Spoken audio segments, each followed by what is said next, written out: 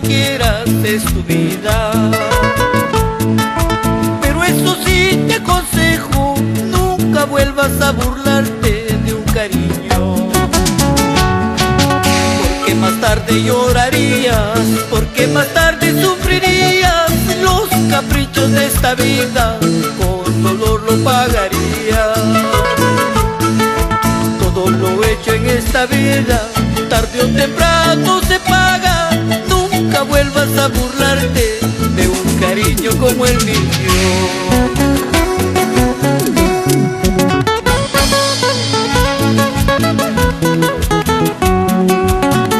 Ten presente lo que te digo, mujer.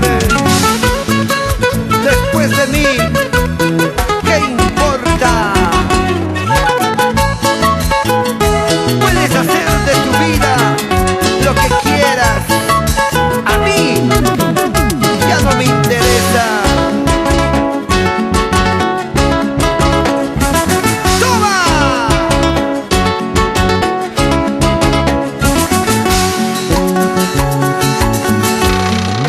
Después de mí, ¿qué importa?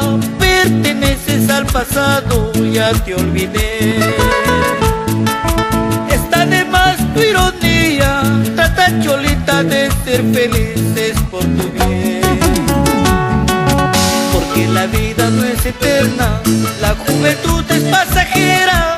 Trata Cholita de ser feliz hasta que el tiempo te consuma. Es un consejo de un amigo que un día fue tu mendigo. Igual te digo de cariño, gracias a Dios ya te olvidé.